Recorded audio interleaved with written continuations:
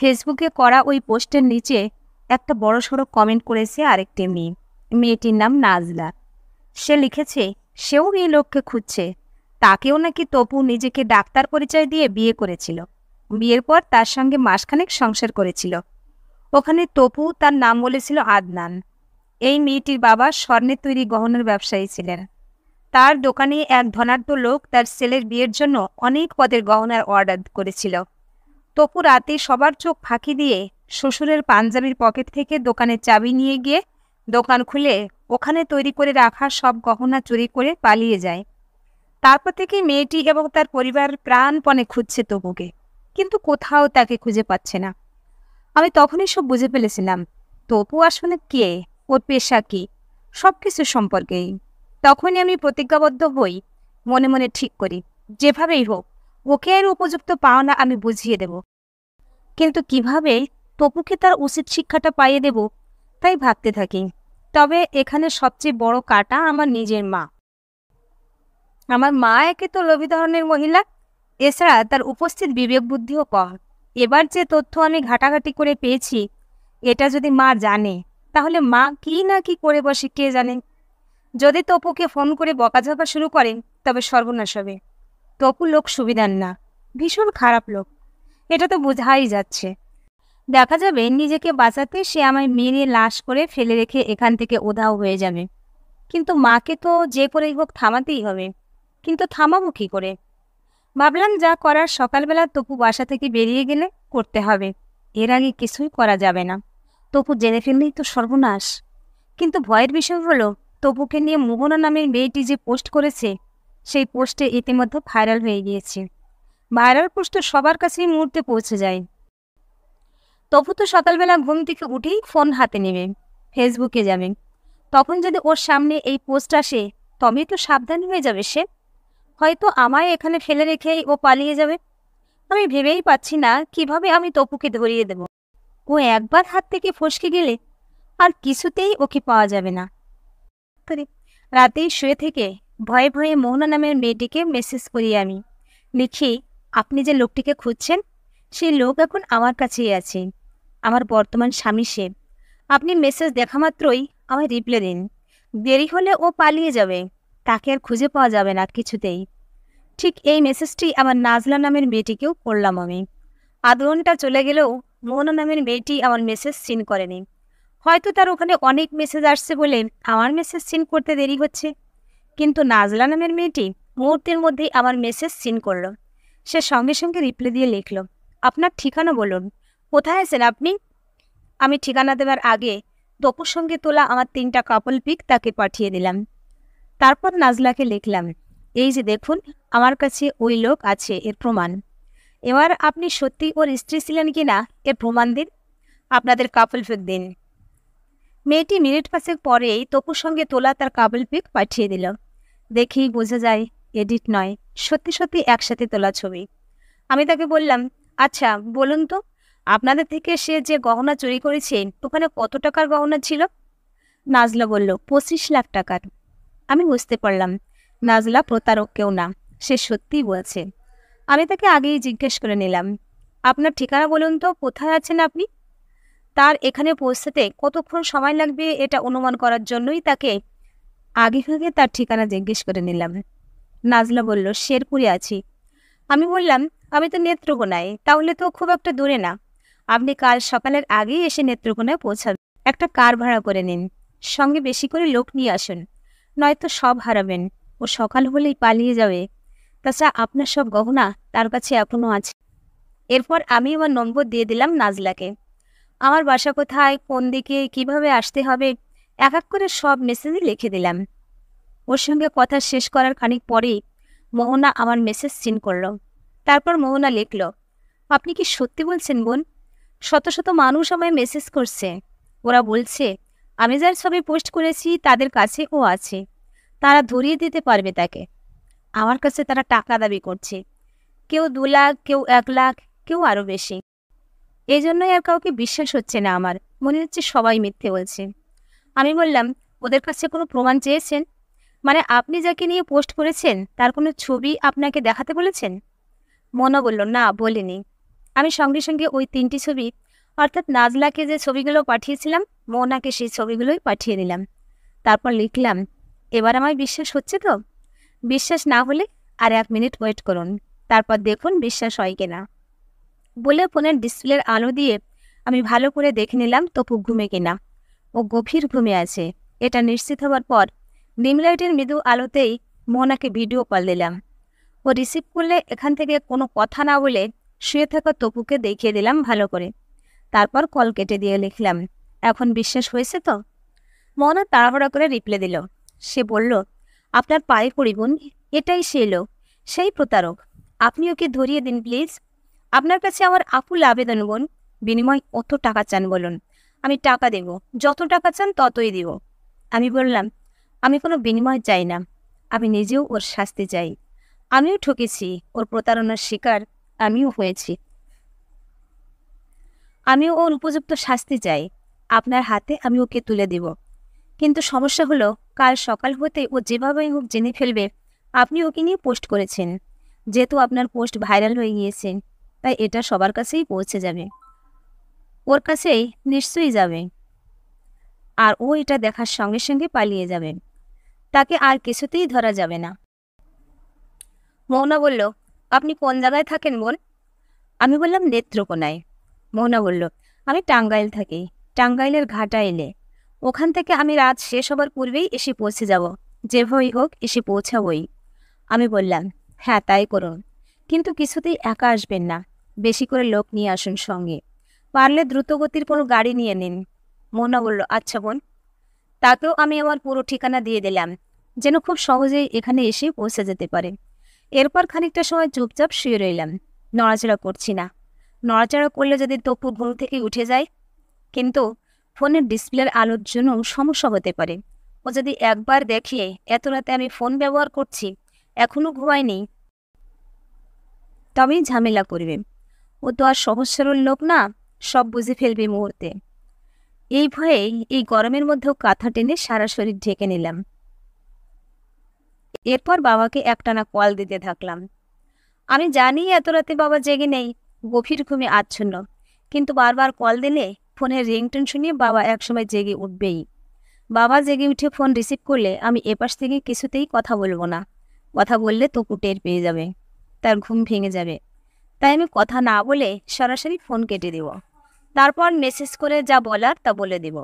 বাবাকে কয়েকবার কল দিলাম, ফোন রিসিভ করলো না বাবা। এরপর একসময় রিসিভ করতেই আমি ফোন কেটে দিলাম এপাশ থেকে। তারপর সঙ্গে সঙ্গে বাবার ফোনে মেসেজটা পাঠিয়ে দিলাম। মেসেজে আমি লিখলাম, বাবা আমি বড় বিপদে আছি, বিরাট বড় বিপদে। সকালবেলা তুমি চাচাদের নিয়ে আমার শ্বশুরবাড়ির সামনে থেকো, পারলে এক্ষুনি বের হয়ে পড়ো তোমরা। মনে রাখবে, ভোর হবার আগেই এখানে এসে উপস্থিত হতে হবে তোমাদের। বাবাকে মেসেজ করে ফোনের ডাটা অফ করে বালিশের একপাশে রেখে দিলাম ফোন। তারপর শরীর থেকে কাঁথা নামিয়ে একপাশে রেখে দিলাম। কিন্তু এর মধ্যে সমস্যা যা হবার তাই হয়ে গেল। হঠাৎ করে ইলেকট্রিসিটি চলে গেল। তপু এমনিতেই গরম সহ্য করতে পারে না, ইলেকট্রিসিটি চলে যাওয়ার মুহূর্তে ওর ঘুম ভেঙে গেল। ঘুম ভাঙার পরপরই ওর হাতে ওর ফোন তুলে নিল। রাতে ফোন তুলে নেওয়ার পর ভয়ে আমার বুকটা ধপ করে উঠল। ও যদি এখন ফেসবুকে যায়, তবেই তো দেখে ফেলবে, জেনে যাবে সব কিছু। কিন্তু সে ফেসবুকে ঢুকতে পারল না, ইলেকট্রিসিটি না থাকায় ওয়াইফাই কানেক্ট করতে পারেনি। তারপর বালিশের ওপাশে ফোন রেখে দিয়ে আমায় ডাকলো। আমি জেগে থাকলেও চুপচাপ ঘুমের ভান করে থাকলাম। কিন্তু তপু নাছোড়বান্দা, সে আমার গায়ে ধরে জোরে সোরে ধাক্কা দিয়ে ডাকতে লাগলো।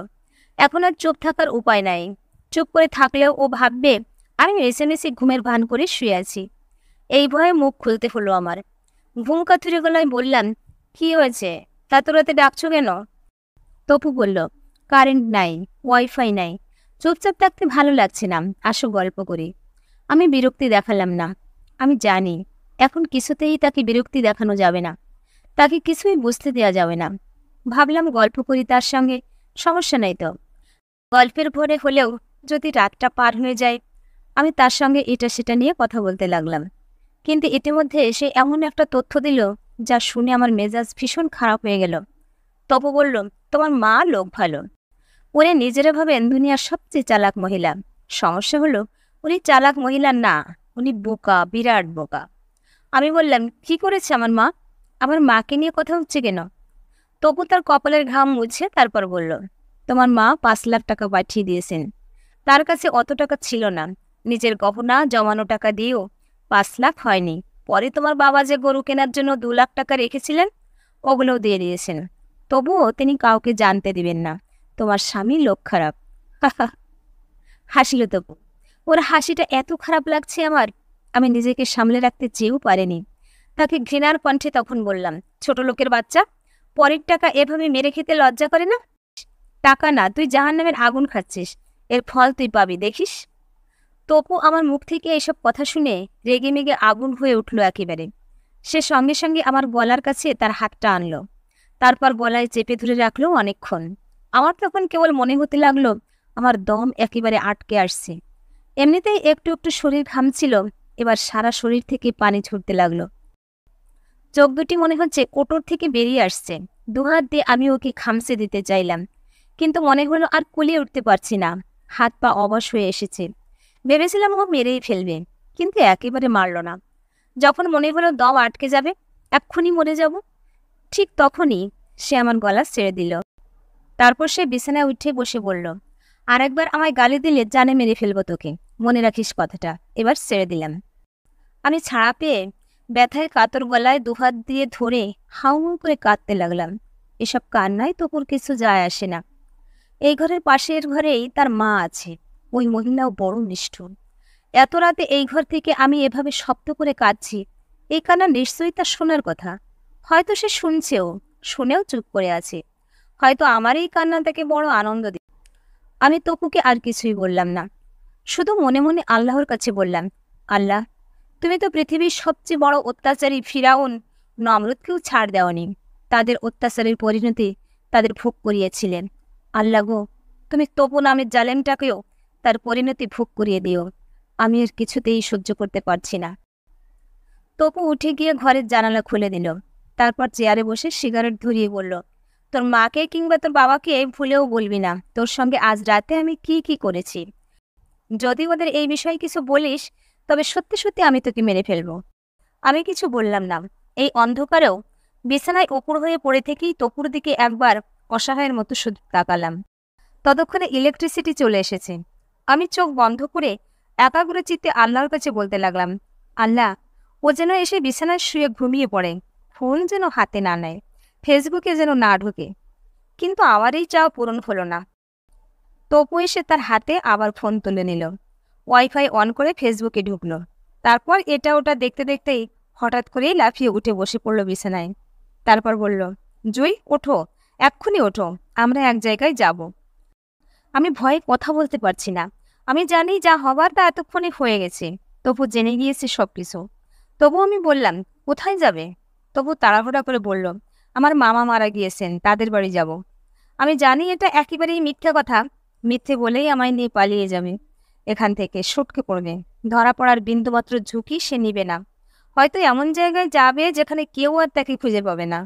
হয়তো যাবার সময় রাস্তায় বা অন্য কোথাও নিয়ে আমায় মেরে লাশটা ফেলে রেখে যাবে। আমি কি করব এখন? কিছুই মাথায় ঢুকছে না। তপু ও ঘরে গেল, তার মাকে ডাকছে গিয়ে। আমার মাথায় ঠিক তখনই বুদ্ধিটা এলো। আমি ভাবলাম, এক্ষুনি আমার ফোনের জিপিএস চালু করে দেব আমি। জিপিএস চালু করা থাকলে আমি যেখানেই যাব সেই লোকেশন পুলিশের লোকেরা বের করে ফেলতে পারবে। লোকেশন দেখে মুহূর্তের মধ্যে পুলিশ আমাদের কাছে পৌঁছে যেতে পারবে। আমি এই সুযোগে তাড়াহুড়ো করে আমার ফোনের জিপিএস চালু করে ফেললাম। তারপর মোহনা এবং নাজলাকে মেসেজ করে দিলাম। লিখলাম, তপু সব জেনে গেছি, ও এক্ষুনি আমায় নিয়ে পালিয়ে যাবে এখান থেকে। তবে আমি আমার ফোনে জিপিএস চালু করে রেখেছি। মেসেজ দেখার পর তোমরা সাথে করে পুলিশের লোক নিও, তবে সহজেই আমাদের পেয়ে যাবেন। মেসেজ লিখে ওদের সেন্ড করে খানিক সময় অপেক্ষা করলাম। যখন নিশ্চিত হলাম ওদের ফোনে মেসেজ পৌঁছে গিয়েছে, তখন মেসেঞ্জার থেকে দুজনের আইডি ডিলিট করে দিলাম, যেন তপু আমার ফোন চেক করেও কিছুই বুঝতে না পারে। তাই এই সতর্কতা অবলম্বন করলাম। তপুর ডাকে ওর মায়ের ঘুম ভাঙল। আমিও তাড়াহুড়া করে ওদের সঙ্গে বেরিয়ে যাওয়ার জন্য প্রস্তুত হলাম। ওদের সামনে এমন ভাব করলাম যেন আমি এসবের কিছুই জানি না। কিন্তু আমায় অবাক করে দিয়ে তপুর মা বিছানার নিচ থেকে একটা একটা করে গয়না বের করলো। তারপর সেগুলো কাপড়ের ব্যাগে ভরে নিতে লাগলো। আমি তখন তার কাছে গিয়ে বললাম, গহনাগুলো লুকিয়ে রেখে আমার নামে মিথ্যা অপবাদ দিয়েছিলেন কেন? তপুর মা আমার দিকে একবার রাগী চোখে তাকালো, কিন্তু কিছু বলল না। আমি তাকে আবার একই কথা বললাম, এখন কথা বলছেন না কেন? আপনিই তো চোর। কিন্তু এভাবে আর কতদিন? ধরা তো একদিন ঠিকই পড়বেন। ওই মহিলা আবার কথা বলল, ধারালো গলায় বলল, তোর গলাটা লম্বা হয়েছে খুব, সময় এলে এটা কেটে ছোট করে দিবে আমার ছেলে। আমি মুচকি হাসলাম, কথা বললাম না। এরপর দেখলাম তপু ঘর থেকে প্রয়োজনীয় অনেক কিছু সঙ্গে করে নিয়ে এলো। সবকিছু কাপড়ের ব্যাগেই ভরে নিয়েছে, কাপড়ের ভাঁজের মধ্যে। তারপর আমরা ঘর থেকে বেরিয়ে পড়লাম। তখন প্রায় শেষ রাত। আমরা উঠোন বেরিয়ে গেটে আসতেই অদ্ভুত ঘটনাটা ঘটল। গেট খুলতেই দেখা গেল একদল লোক, কম করে হলেও 12 জন তো হবেই। ওদের সঙ্গে একটি মেয়ে। মেয়েটিকে দেখেই আমি চিনেছি, নাজলা। ওরা সঙ্গে সঙ্গে চতুর্দিক থেকে আমাদের ঘিরে ফেলেছে এবং তপুর মা আর আমাকে ধরে ফেলল। নাজলা ওদের বলল আমায় ছেড়ে দেওয়ার জন্য, বলল শুধু ওদের মা ছেলেকে ধরতে। আমায় যে 2 জন লোক ধরেছিল তারা আমায় ছেড়ে দেয় সঙ্গে সঙ্গে। তারপর নাজলা আমার পাশে এসে দাঁড়ায়। সে এসে আমায় জড়িয়ে ধরে বলে, এই ঋণ আমি কোনোদিন ভুলবো না বোন। আমি নাজলাকে তখন বলি, এটা পরে দেখা যাবে, এখন ওই বুড়ির হাত থেকে ব্যাগটা নিয়ে ওখানে দেখো, তোমার সব গহনা ওখানেই আছে। নাজলার সঙ্গে সঙ্গে তপুর মার কাছে যায় এবং তার হাত থেকে ব্যাগটা টেনে নিয়ে খুলে টর্চ দিয়ে দেখে, আমার দিকে তাকিয়ে বলে, সব আছে এখানে, সব আছে। নাজলার সাথে আসা লোকদের কজন মিলে তপুকে মারধর করতে শুরু করেছে। একজন একটা শক্ত ঘুষি বসিয়ে দিয়েছে ওর নাকে, নাক থেকে ফিনকি দিয়ে রক্ত বেরোচ্ছে। আমি নাজলাকে বললাম, ওদের শান্ত থাকতে বলো, আমরা আইনের আশ্রয় নিয়ে এটা মিটমট করব, নিজেদের হাতে আইন তুলে নেব না কেউ। নাজলা ওদের শান্ত থাকতে বলল। ওরা শান্ত হয়ে গেল। আমি বাসা থেকে রশি সংগ্রহ করে দিলাম, বললাম ওদের দুজনকেই গাছের সঙ্গে বেঁধে ফেলুন। ওরা তপু আর তার মাকে 2টো কাঁঠাল গাছের সঙ্গে বেঁধে ফেলল। ততক্ষণে আমি বাবাকে ফোন করলাম, জিজ্ঞেস করলাম, কত দূরে এসেছো তুমি? বাবা বললেন, এসে গিয়েছেন, শহরে ঢুকলেন মাত্র। আমি বললাম, তুমি পুলিশ নিয়ে আসো সঙ্গে করে, দ্রুত করো। বাবার সঙ্গে ফোনে কথা বলা শেষ করার পরপরই আরও 2টো মাইক্রোবাস এসে থামল গেটের সামনে। ততক্ষণে ফজরের আজানও হয়ে গিয়েছে। গাড়ি থেকে বেরিয়ে এলো মোহনা আর তার সঙ্গে একদল মানুষ। আমি বলেছিলাম বেশি করে লোক নিয়ে আসতে, যেন তপু কিছুতেই পালাতে না পারে। নাজলা এবং মোহনা আমার কথা মতোই বেশি করে লোক নিয়ে এসেছে। ওরা নেমে আসতে আমি মোহনার কাছে এগিয়ে গেলাম। মোহনাকে বুঝিয়ে বললাম শান্ত থাকতে। ওরা আমার কথা শুনল, শান্ত হয়ে রইল। এর প্রায় মিনিট 10 পরেই বাবা এলেন। বাবার সাথে আমার চাচারা আর পুলিশের একটা গাড়ি এলো। পুলিশের লোকেরা এসে সবকিছু শুনল। আমি তখন দারোগার কাছে বললাম, আমার মায়ের থেকে তপু গত রাতে 5 লাখ টাকা নিয়েছে, মাকে হুমকি দিয়ে। তপু সঙ্গে সঙ্গে না করল, বলল মিথ্যে। দারোগা এখানেই তপুকে বেত দিয়ে কয়েকবার প্রহার করার পরেই সে হড়বড় করে স্বীকার করল, বলল 5 লাখ টাকা সত্যি সে নিয়েছে, টাকাটা ব্যাগেই আছে। দারোগা একজন কনস্টেবলকে বললেন ব্যাগ খুলে দেখতে। কনস্টেবল খোঁজাখুঁজি করে কাপড়ের ভাঁজের ভেতর পুরো টাকাটাই পেল। মনা তখন তার কাছ থেকে নিয়ে আসা টাকার কথা বলল দারোগার কাছে। তপু তখন দুহাত জোর করে ক্ষমা চাইল, বলল তার কাছে আর কোনো টাকা নাই। দারোগা মারধর করল, কিন্তু কোনো লাভ হলো না। সত্যি সত্যি তপুর কাছে আর কোনো টাকা নাই। তপু বলল অনেক আগেই মোহনাদের থেকে আনা টাকা সে খরচ করে ফেলেছে। আরও স্বীকার করল সে এভাবেই মানুষের সঙ্গে প্রতারণা করে টাকা উপার্জন করে সে। তার মাও তাকে সঙ্গ দেয়। আমিও তখন দারোগাকে বলি, তপু কিভাবে আমায় মানসিকভাবে নির্যাতন করেছে এই কদিন, আর গতকাল আমার উপর শারীরিক যে নির্যাতন করেছে তার দাগ তখনও গলায় আছে, গলা সামান্য ফোলাও। দারোগা সব দেখল, তারপর তাকে অ্যারেস্ট করে নিয়ে গেল, সঙ্গে তার মাকেও। দারোগা আশ্বাস দিয়ে গেল এই প্রতারক এবং তার মায়ের সর্বোচ্চ শাস্তি দেওয়ার ব্যবস্থা করবে। নারী নির্যাতনের একটা মামলাও হবে তার বিরুদ্ধে। তপু আর তার মাকে পুলিশ সঙ্গে করে নিয়ে যাবার পর নাজলা এবং মোহনা আমার কাছে এগিয়ে এলো। এসে মোহনা বলল, আমার টাকা লাগবে না, টাকাই তো আর সব কিছু না, এই শয়তান যে তার প্রাপ্য শাস্তি পাচ্ছে এতেই আমার আনন্দ। নাজলা তখন বলল, আমি যে গয়নাগুলো কোনোদিন ফিরে পাবো তা কখনো ভাবিওনি, আশাই ছিল না ফেরত পাওয়ার। ফেসবুকে মোহনা পোস্ট না করলে কোনোদিন এই শয়তানকে পাওয়া যেত না। মোহনার জন্য যেহেতু আমি গয়নাগুলো পেয়েছি, তাকে আমি খালি হাতে ফেরত দেব না, এইগুলো বিক্রি করে এর অর্ধেক টাকা আমি তাকে দেব। আমার তখন কি যে ভালো লাগলো। নাজলা এবং মোহনার মন কত পরিচ্ছন্ন। আমি মনে মনে বললাম, আল্লাহ ওদের মঙ্গল করুন, ওদের জীবনে শান্তি ঢেলে দিন। আমি জানি আজ না হোক কাল ভালো মনের মানুষগুলো তাদের পুরস্কার পাবেই পাবে। আমি তখন আরও ভাবলাম, আমাদের তিনজনেরই বিয়ে হয়েছিল, আমাদের স্বামী প্রতারক, আমরা তাকে পুলিশের হাতে ধরিয়ে দিতে পেরেছি। একজন প্রতারকের শাস্তি হবে, এটাই আমাদের আনন্দের বিষয়, এটাই আমাদের বিজয়। নাজলা আর মোহনা বিদায় নিয়ে তাদের গন্তব্যের দিকে চলে গেল। যাবার আগে বারবার আমার কাছে কৃতজ্ঞতা জানিয়ে গিয়েছে। ওরা চলে যাবার পর আমিও বাবা আর চাচাদের নিয়ে বাড়ি ফিরে এলাম। এসে মাকে বললাম, তোমার জন্য, শুধু তোমার লোভের জন্য আজ আমার এই পরিণাম ভোগ করতে হয়েছে। মা কিছু বলল না, চুপ করে রইল। কিন্তু আমি বুঝতে পারছি তার বুকের মধ্যে তোলপাড় শুরু হয়েছে। তার বোকামি নিজ থেকেই অনুধাবন করতে পারছে মা। এরপর আমি বললাম, এখন চুপ থেকে কোনো লাভ হবে না। মেজো ফুপুকে আমি ফোন দিচ্ছি, ফুপু আসবেন। ফোন দিলে ফুপু এলে তুমি তার কাছে ক্ষমা চাইবেন। মা রাজি হলো। ফুপুকে আমি ফোন করলাম বিকেলবেলা। ফুপু এলেন পরদিন সকালবেলা। ফুপু এলে তার হাত ধরে মা তার কাছে ক্ষমা চাইল, কান্নাকাটি করল। ফুপু মাকে ক্ষমা করে দিলেন। আর আমি তখন মাকে বললাম, দুটো জিনিস খুব ভয়াবহ রকমের খারাপ মা। একটা হলো লোভ, আর অন্যটি অহংকার। এই দুটো যার মধ্যে নাই, তার জীবন সুন্দর। আর এরকম সুন্দর জীবনের মানুষদের সঙ্গে আল্লাহ সবসময়ই থাকেন। মা আমার চোখের দিকে তখন ছলছল চোখে তাকালেন। আমি তার চোখ দেখেই বুঝতে পারলাম তার মধ্যে প্রবল অনুশোচনা এসেছে। আর এই অনুশোচনাই পারে একটা ভুল পথে চলা মানুষকে সঠিক পথে নিয়ে আসতে, আর একটা খারাপ মানুষকে ভালো মানুষে পরিণত করে দিতে। প্রিয় বন্ধুরা, এতক্ষণ সাথে থেকে গল্পটা শোনার জন্য অনেক ধন্যবাদ। গল্পটা ভালো লাগলে লাইক, কমেন্ট ও শেয়ার করতে পারেন। আরও এরকম নতুন নতুন গল্প পেতে চাইলে আমার চ্যানেলটা সাবস্ক্রাইব করে পাশে থাকুন। ধন্যবাদ।